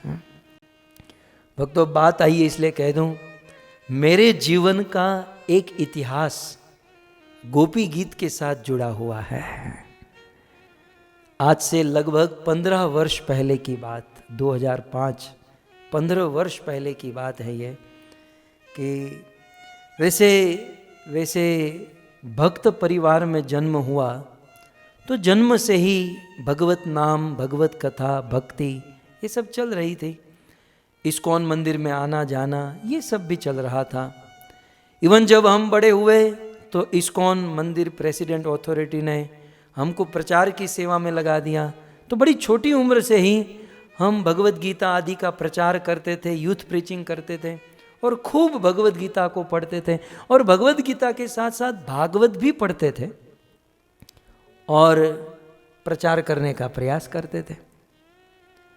2004-05 में हमारा विवाह हुआ और विवाह के बाद कुछ समय निकाला, सोचा कि हम और हमारी पत्नी कहीं जाएंगे।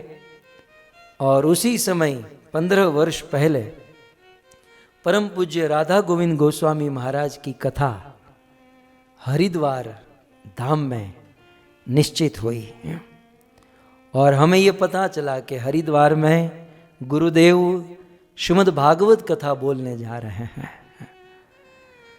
तो हमने निर्णय लिया कि भाई अब तो जीवन का सार तो पता ही है, भजन करना, भक्ति करना, स्विट्जरलैंड, सिंगापुर और कहीं और जगह न जाकर हम हरिद्वार जाएंगे। हम हरिद्वार गए और पवित्र भागीरथी के गंगा की धारा पर गुरुदेव ने भागवत कथा प्रारंभ की। भक्तों, में मेरे जीवन का एक सत्य सुनाना चाहता हूँ। गुरुदेव के सानिध्य में बैठकर 15 वर्ष पहले यह गोपी गीत आज की तरह नहीं, सुबह 5 घंटा, शाम को 5 घंटा, दिन भर बस यही चलता था। और ये गोपी गीत सुनना प्रारंभ किया और तब हमें पता चला कि रस क्या होता है, भाव क्या होता है, प्रेम क्या होता है। भक्त तो हम थे, भगवत गीता, फिलोसॉफी ये सब कुछ जानते थे और इसका प्रचार भी करते थे। लेकिन उस 15 वर्ष पहले गुरुदेव के चरणों में बैठकर जब गोपी गीत यह कथा सुनी, तब हमें पता चला कि यार इस दुनिया में कृष्ण से भी प्रेम किया जा सकता है। हमारे मन में तो यही था कि ये विरह जो है, ये विरह वेदना संसार की किसी व्यक्ति या वस्तुओं के लिए होती है कि बेटा मर गया तो विरह हुआ, पत्नी मर गई तो विरह हुआ, माता पिता मर गए विरह हुआ। लेकिन 15 वर्ष पहले गुरुदेव के चरणों में बैठकर जब गोपी गीत सुना, तब पता चला कि संसार की वस्तु और व्यक्ति का विरह तो होता है, लेकिन सबसे बड़ा विरह भगवान का विरह, कृष्ण का विरह होता है। मेरे मन में एक ही धारणा थी, क्योंकि ऐसे परिवार में जन्म हुआ, पिताजी ने कोई चीज बाकी नहीं रखी, सारी वस्तु ला कर देते थे। लेकिन वहां गुरुदेव के चरणों में बैठकर पता चला कि भगवान के लिए भी रोया जाता है। हम तो यही जानते थे कि लोग रोते हैं दुनिया की वस्तु के लिए, लोग रोते हैं दुनिया के लोगों के लिए। लेकिन 15 साल पहले पता चला कि कृष्ण के लिए भी रोया जाता है। आज भी लोग कृष्ण के लिए रो सकते हैं, कृष्ण के लिए भी कोई रोता है। और ये भी पता चला कि वास्तविक रोना तो भगवान के लिए रोना है। दुनिया वालों के लिए रोना, ये जगत असत्य है, जगत के लोग, ये शरीर भी असत्य है, आज है कल नहीं, इसलिए इस शरीर के लिए रोना भी मिथ्या है। लेकिन कृष्ण सनातन है और उस सनातन परमात्मा भगवान के लिए रोना भी सत्य है। सत्य के लिए रोना भी सत्य है और जो असत्य है उसके लिए रोना भी असत्य है, झूठा है। भक्तों, 5-5 मिनट में, कुछ क्षण में गुरुदेव गोपी गीत गाते हैं, उनके अर्थों में उलझ जाते हैं, वे रोने लगते, उनका भाव प्रकट होता। हमें पता चला कि नहीं, जीवन में संसार की वस्तु का विरह, संसार के लिए रोना तो लोग रोते हैं, लेकिन कृष्ण के लिए भी रोया जाता है। और वो मेरे जीवन का टर्निंग पॉइंट था। भक्त तो थे, भगवत गीता, फिलोसॉफी, ये सारी चीज़ें होती थी, लेकिन उस दिन से, उस समय से हमारी भागवत में मति लगी, हमारी भागवत में रति मति गति लगी। गीता और भागवत तो था, लेकिन इस भागवत का रस हमें प्राप्त हुआ एकमात्र गुरुदेव परम पूज्य राधा गोविंद गोस्वामी महाराज की कृपा से, जिनके चरणों में बैठकर भागवत के रस को हमने पिया। एक बात याद रखिएगा भक्तों, प्रेम रस, भक्ति रस या भागवत रस वही पिला सकता है जिसने स्वयं इस रस को पिया है।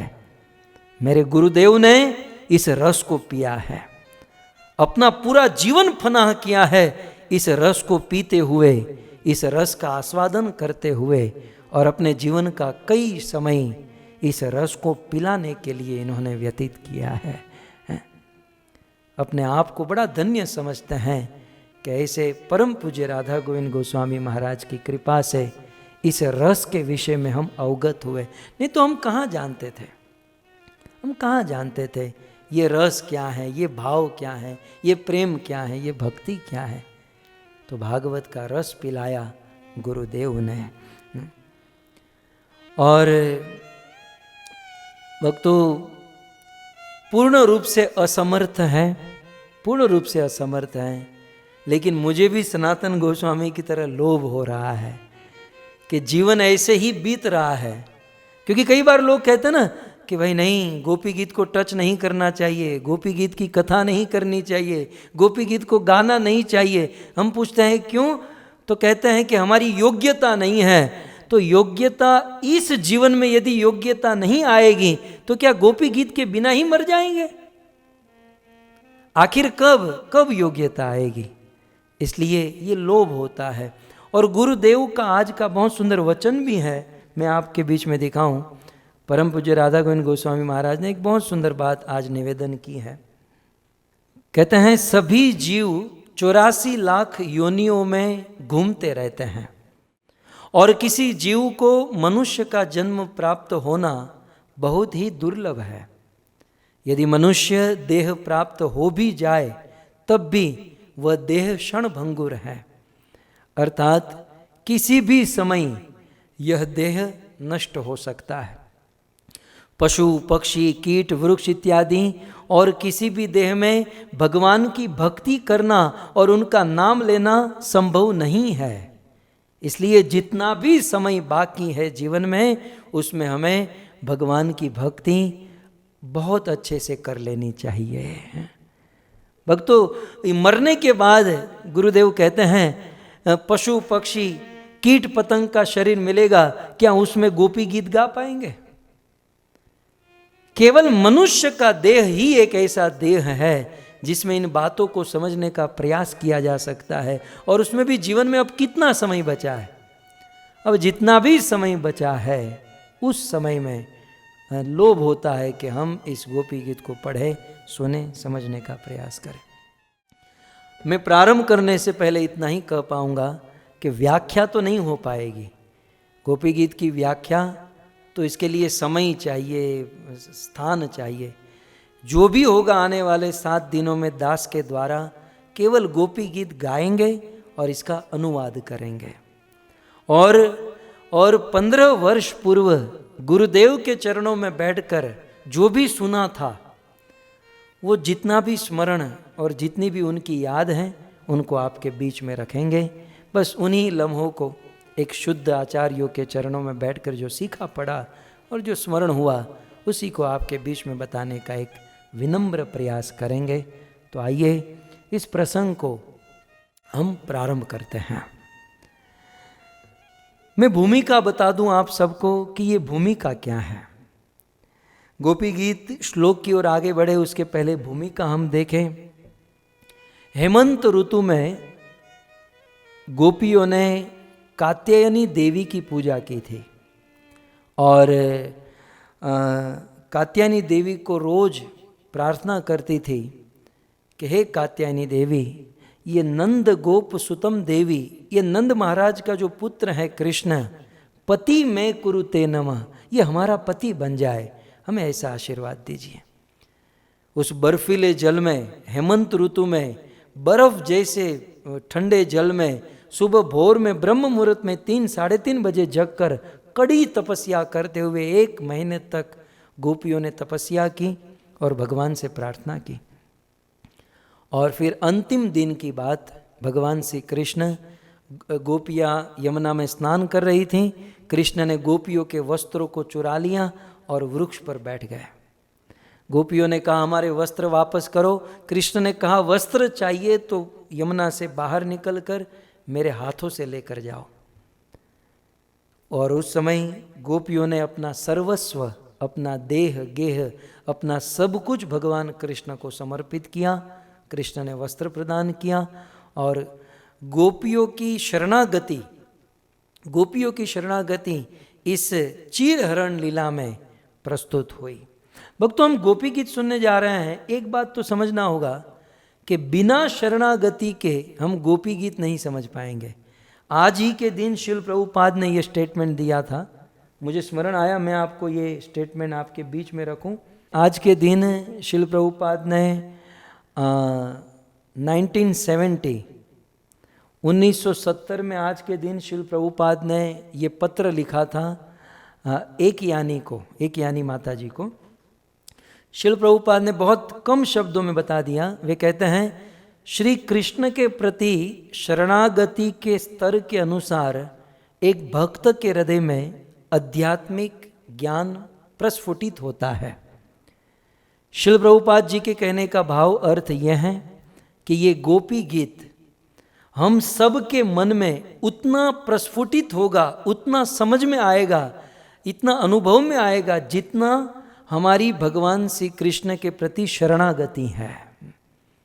जितनी अधिक शरणागति ये अर्थ उतना अधिक प्रकट होगा, जितनी कम शरणागति अर्थ उतना ही हमसे दूर रहेगा। हमारी शरणागति के अनुसार अर्थ प्रकट होगा। और शरणागति का अर्थ कुछ दिन पहले आप सब समझ चुके हैं। तो गोपियाँ कृष्ण को पूर्ण शरणागत हो गई और कृष्ण ने गोपियों को वादा किया कि मैंने आपको अपनाया है और शरद पूर्णिमा के दिन मैं आप सबको बुलाऊंगा और आपके साथ रास लीला करूंगा। धीरे धीरे दिन बीतते गए, गोपियाँ राह देखती रहीं और शरद पूर्णिमा की दिन वह रात्रि आई। सुंदर पूर्णिमा का चंद्रमा उगा हुआ है और उसी समय भगवान श्री कृष्ण उस ब्रज वृंदावन में यमुना के तट पर सुंदर वंशी वट, ये जो यहाँ आप मेरे पीछे भी देख सकते हैं, और आज वृंदावन में यमुना के तट पर वंशी वट है, उस वंशी वट के नीचे खड़े रहकर भगवान श्री कृष्ण ने अपनी बांसुरी बजाई। भगवान श्री कृष्ण ने अपनी बांसुरी का नाद किया, कुछ ऐसी ही बजी।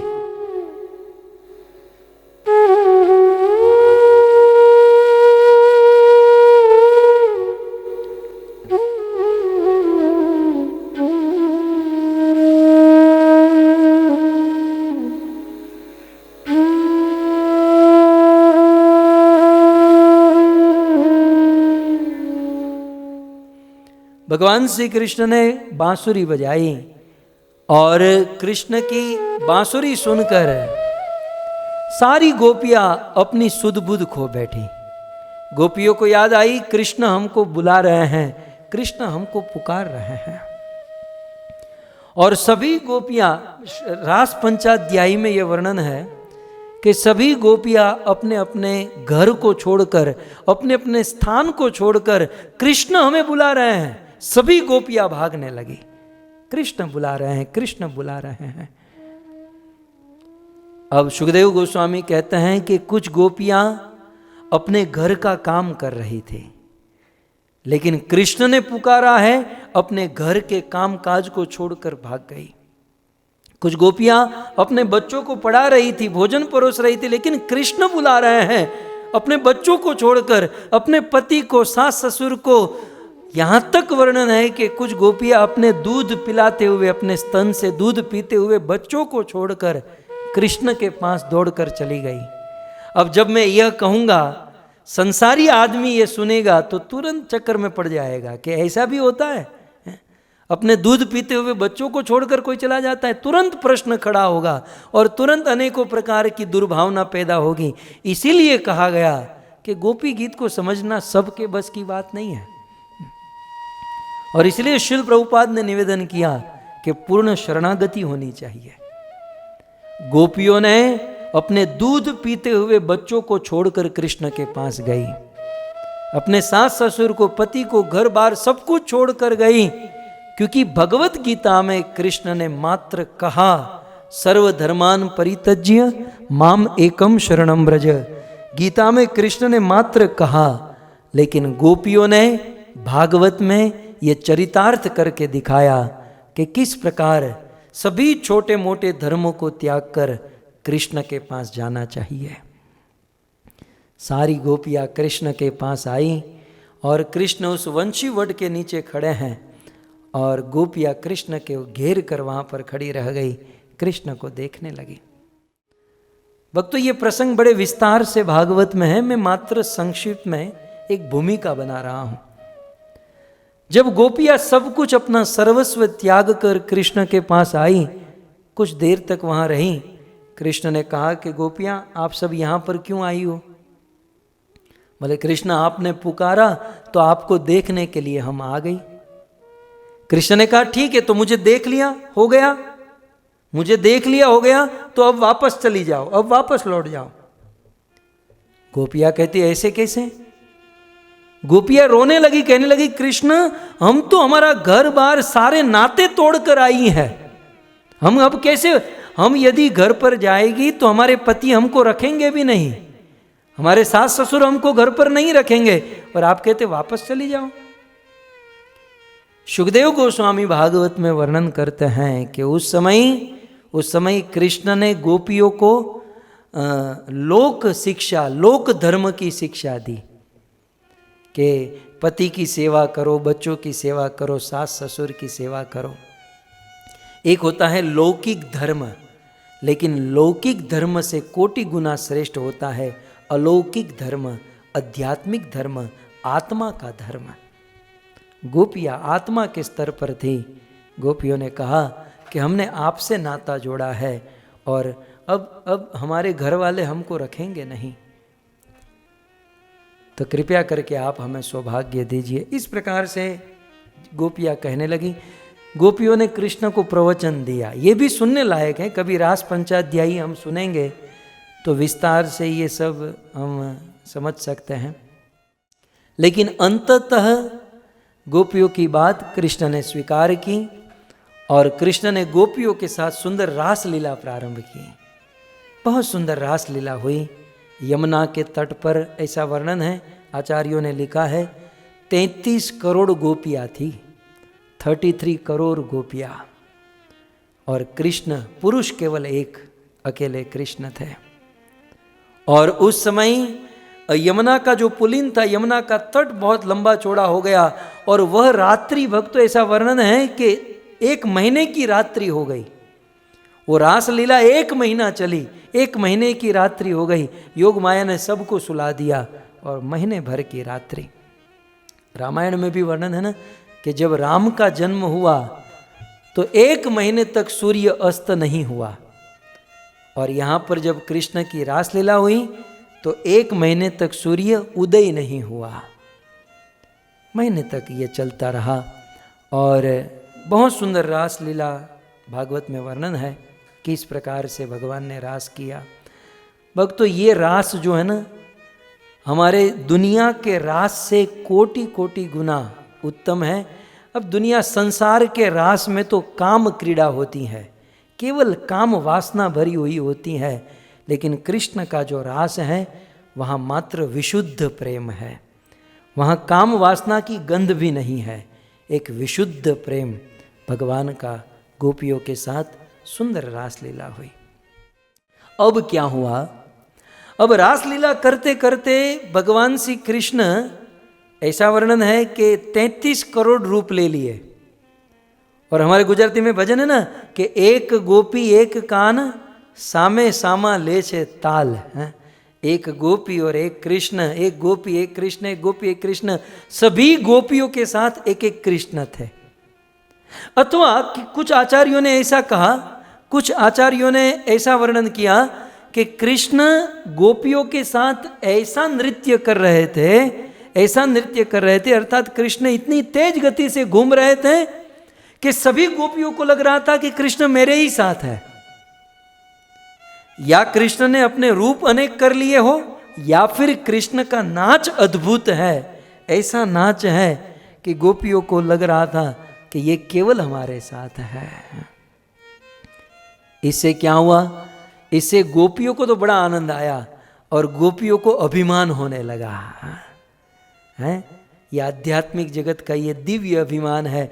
गोपियों को ऐसा ऐसा अभिमान होने लगा कि आज कृष्ण सबको छोड़कर मेरे साथ है। चंद्रावली सोचने लगी आज मेरे साथ है, वो सोचने लगी आज मेरे साथ है, मेरे साथ है। सबको अभिमान सा होने लगा कि कृष्ण मेरे साथ है। और उस समय राधा रानी को मान होने लगा। राधा को मान हुआ, गोपियों को अभिमान। राधा को मान क्यों हुआ? राधा ने सोचा कि रोज ये कृष्ण मेरे साथ होते हैं, आज कृष्ण मुझे छोड़कर सभी गोपियों के साथ। राधा को मान हुआ, अन्य गोपियों को अभिमान हुआ। कृष्ण एक तीर दो निशान। कृष्ण ने सोचा एक काम करूंगा जिससे दोनों का काम बन जाएगा। उस समय कृष्ण ने क्या किया? उस रासलीला चल रही थी, चलती हुई रासलीला से अप्रकट हो गए, अदृश्य हो गए और अप्रकट होकर राधा को लेकर घोर वन में चले गए। अब राधा के साथ जब कृष्ण आ गए तो राधा को शांति हुई कि अब कृष्ण ने सबको छोड़ दिया, कृष्ण मेरे ही साथ हैं, मैं कृष्ण के साथ हूँ। और कृष्ण और राधा दोनों एक दूसरे के साथ बातचीत करते करते वन में प्रवेश किए। अब राधा का कृष्ण के प्रति इतना प्रेम, इतना प्रेम। जहाँ प्रेम अधिक होता है ना, तो एक प्रेमी दूसरे प्रेमी से सेवा लेना चाहता है। राधा के मन में हुआ कि कृष्ण मुझे अपने हाथों में उठा ले। राधा ने कहा कृष्ण ये वन में चलते चलते मैं थक चुकी हूँ, मुझे इस वन के कंकर पत्थर कांटे पाँव में चुभ रहे हैं। तो कृष्ण ने कहा कि ठीक है राधे, तो मैं तुम्हें उठा लेता हूँ। कृष्ण जैसे ही राधा को इसे उठाने के लिए झुके, राधा को लगा कि अब कृष्ण मुझे उठा लेंगे। कृष्ण जैसे ही झुके, तुरंत कृष्ण राधा के बीच में से भी अप्रकट। वहां गोपियों के बीच में अप्रकट, यहां राधा के सामने से अप्रकट। राधा आजू बाजू में खोजने लगी, कहां कृष्ण, कहां कृष्ण। अब घोर निर्जन, एक तो घोर वन है, उसमें अंधकार है, ऐसे घोर वन में राधा अकेली पड़ गई और अपने प्यारे को ढूंढ रही है, कहां कृष्ण, कहां। और ढूंढते ढूंढते श्रीमती राधा रानी घोर वन में प्रवेश और कृष्ण के विरह में मूर्छित हो गई। उस ब्रज की रज राधा के शरीर पर, मस्तक पर, पूरा शरीर राधा रानी का अस्त व्यस्त हो गया। दूसरी ओर वे सारी गोपियां कृष्ण को खोजने के लिए वन में प्रवेश करने लगी। गोपियां आपस में बात करने लगी कि अन्या राधितो नूनम, हमें ऐसा लग रहा है कि राधा रानी के द्वारा ये कृष्ण पूजित हुए हैं, अर्थात राधा के साथ कृष्ण चले गए हैं। और गोपियों ने देखा राधा और कृष्ण के दोनों के चरण भूमि पर दिखाई दे रहे हैं, चरण चिन्ह दिखाई दे रहे हैं। उस चरण चिन्ह का अन्वेषण करते करते करते करते सारी गोपियां राधा के पास पहुंची। राधा मूर्छित अवस्था में,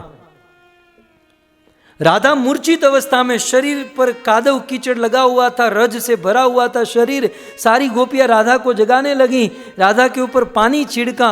और गोपियों ने सोचा कि हमें ऐसा लगा कि कृष्ण आपके साथ है, तो क्या कृष्ण आपके साथ भी नहीं है?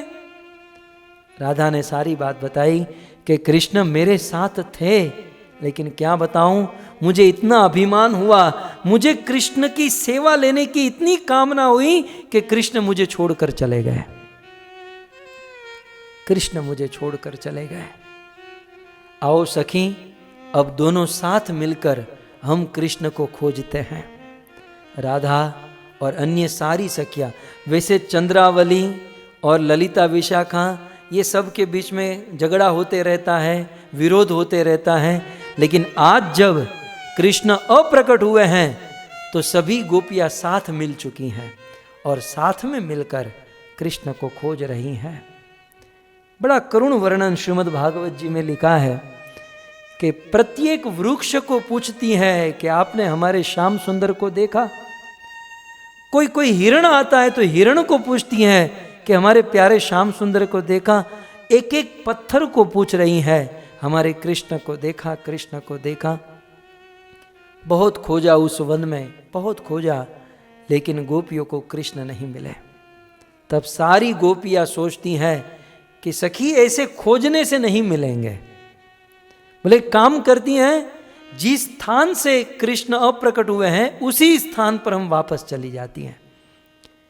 श्रीमती राधा रानी अन्य सारी गोपियां उस स्थान पर आई जहां पर रासलीला हो रही थी, यमुना के तट पर आई। और यमुना तट पर सुखदेव गोस्वामी कहते हैं ततः आगमन कांचित पुनः पुलिन मागच्छ। पुनः फिर से उस यमुना के तट पर ये गोपियाँ आई और आकर सोची कि अब क्या करें। बोले हमारे कृष्ण जब कीर्तन होता है, जब गीत गाते हैं तो वह गीत से प्रसन्न हो जाते हैं। तब सारी गोपियों ने सोचा कि अब हम गीत गाएगी, अब यहाँ पर बैठकर गीत गाएगी। उस गीत को गाने से हमारे प्रिय श्याम सुंदर प्रसन्न हो जाए और प्रकट हो जाए। गोपियों ने विरह वेदना में, आप भूमिका समझ लीजिए, गोपियों ने विरह वेदना में रोते हुए अपने प्रियतम के विरह में और उनको प्रकट करने के लिए ये 19 श्लोक का गीत गाया। और गोपियों को विश्वास था कि इस गीत को सुनकर हमारे कृष्ण प्रकट हो जाएंगे। और भगवान का प्रण है, नाहम बसामि वैकुंठे योगी नाम हृदयेषुवा यत्र गायन्ति मद भक्ता तत्र तिष्ठामि नारद। जहाँ मेरे भक्त गीत गाते हैं वहीं पर मैं उपस्थित होता हूँ। सारी गोपियाँ गीत गाने लगी। अब आप इमेजिन कीजिए कि गोपियाँ गीत गा रही हैं, तो भक्तों ये गीत कैसे गाया होगा। यदि आपके मन में प्रश्न हो क्या सभी गोपियों ने एक साथ उपाड़ किया होगा, तो इसमें भी आचार्यों के भिन्न भिन्न मत हैं। विश्वनाथ चक्रवर्ती ठाकुर कहते हैं कि गोपी गीत के प्रत्येक श्लोक अलग अलग गोपियों ने गाए हैं। किसी एक गोपी ने ये सारा 19 श्लोक नहीं गाया, भिन्न भिन्न गोपियों ने गाया। किसी एक आचार्य का मत ऐसा है कि कृष्ण को खोजने के लिए 19 ग्रुप बनाए गए थे।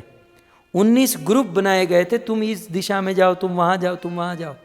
और ये 1919 ग्रुप जब वापस आए तो वे ग्रुप में बैठे थे। तो उस 1900 ग्रुपों के द्वारा ये एक एक ग्रुप के द्वारा एक एक गीत। देखिए यहाँ पर फोटो में 19 ग्रुप तो नहीं दिखाया जा सकता ना, लेकिन इस फोटो में 3 ग्रुप दिखाया गया है, लेफ्ट राइट और पीछे।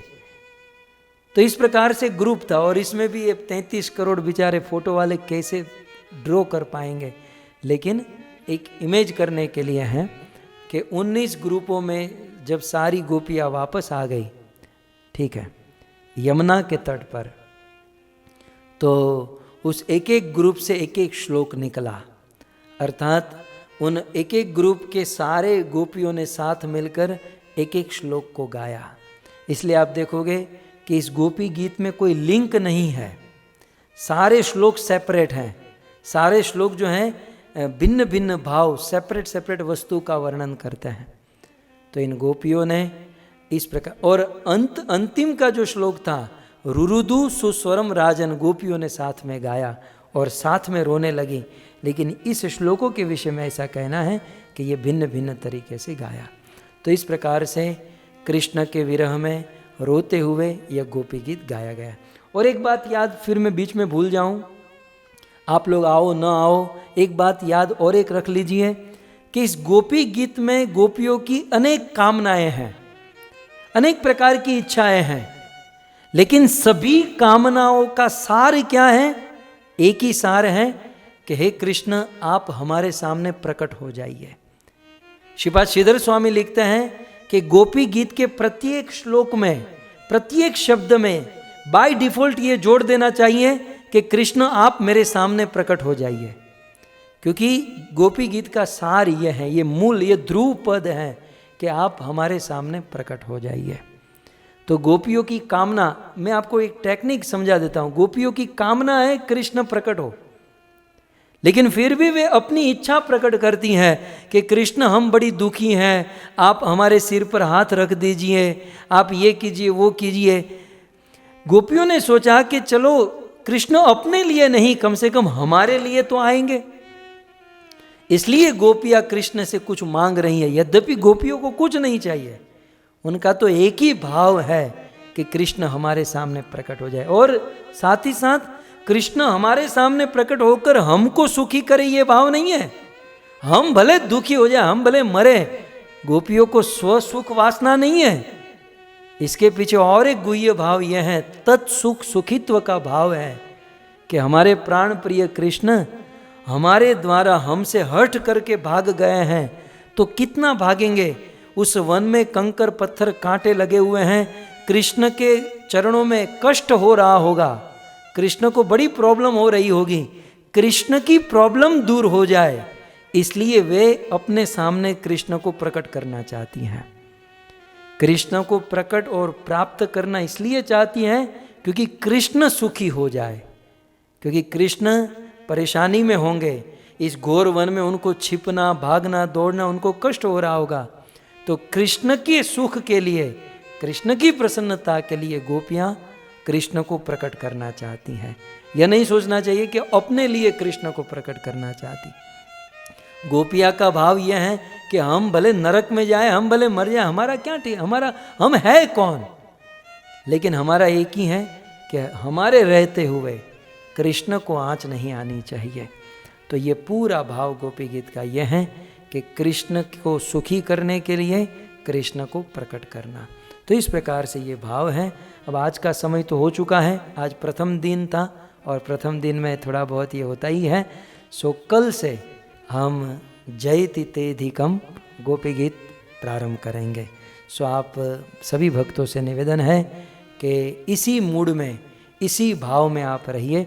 देखिए, जैसे रास लीला में प्रवेश करने के लिए शिव जी को गोपी बनना पड़ा, ठीक है ना, तो हमें भी गोपी गीत को समझने के लिए थोड़ा बहुत एक्टिंग तो करना ही होगा। वैसे गोपी भाव तो अभी बहुत दूर की, क्योंकि ऐसा लिखा है कि नित्य सिद्ध कृष्ण प्रेम साध्य कबू नहीं। ये जो नित्य सिद्ध प्रेम है वो साध्य कबू नहीं, लेकिन श्रवण आदि शुद्ध चित्ते कर ये उदय, लेकिन श्रवण आदि के द्वारा ये उदित हो सकता है। लेकिन भक्तों कोई बात नहीं, हम नाटक तो कर सकते हैं, इसलिए सब लोग गोपी बनकर आइएगा। मतलब स्त्रियों की बात कर रहा हूँ। और इसके लिए क्या करना है कि सभी स्त्रियों को एक चुंदड़ी पहन कर आना है, चुन्नी डालनी है और उसको जैसे भावना माता ने डाला ना, ऐसे सिर पर डाल कर बैठना है। अपूर्वा माता, भावना माता की तरह आज कई माताएं ने अपने सिर पर नहीं डाला है, लेकिन कल जितने भी माताएं होगी वे अपने सिर पर चुन्नी डाल कर बैठेगी, है ना।